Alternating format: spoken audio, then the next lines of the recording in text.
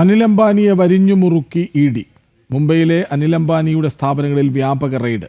അനിൽ അംബാനിയെ state bank of India അടുത്തിടെ സാമ്പത്തിക തട്ടിപ്പുകാരൻ ആയി പ്രഖ്യാപിച്ചിരുന്നു. ഇതിന് പിന്നാലെയാണ് ഇ.ഡി. നടപടി. വിവരങ്ങളുമായി ശ്രീകാന്ത് ഒപ്പം ചേരുന്നു. ശ്രീകാന്ത്, ഇ.ഡി. കുരുക്കിടുകയാണ് അനിൽ അംബാനിക്ക് വിവരങ്ങൾ.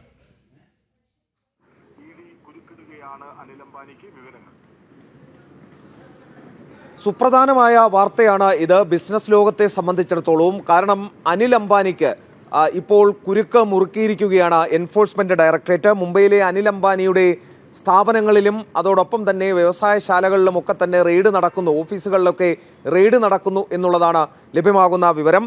അനിൽ അംബാനിയെ സ്റ്റേറ്റ് ബാങ്ക് ഓഫ് ഇന്ത്യ അടുത്തിടെ ഫ്രോഡ് എന്ന പട്ടികയിലേക്ക് പെടുത്തിയിരുന്നു. സാമ്പത്തിക തട്ടിപ്പ് നടത്തിയതിനെ തുടർന്നാണ് ഈ ഫ്രോഡ് പട്ടികയിൽപ്പെടുത്തിയത്. അതിന് തൊട്ടു പിന്നാലെയാണ് ഇപ്പോൾ ഈ റെയ്ഡ് എൻഫോഴ്സ്മെന്റ് ഡയറക്ടറേറ്റ് നടത്തുന്നത്. ഇ.ഡിയുടെ ഡൽഹി മുംബൈ യൂണിറ്റുകളാണ് റെയ്ഡുമായി ഇപ്പോൾ മുംബൈ അനിൽ അംബാനിയുടെ വീട് അതോടൊപ്പം സ്ഥാപനങ്ങൾ, വ്യവസായശാലകൾ എന്നിവിടങ്ങളിൽ എത്തിയിട്ടുള്ളതും. കള്ളപ്പണം വെളുപ്പിക്കൽ കേസുമായി ബന്ധപ്പെട്ടാണ് പരിശോധനയെന്ന് മനസ്സിലാക്കുന്നു. ഇതിനോടകം CBIയും സെബിയും CBI 2 എഫ്ഐആറുകൾ രജിസ്റ്റർ ചെയ്തിട്ടുണ്ട്.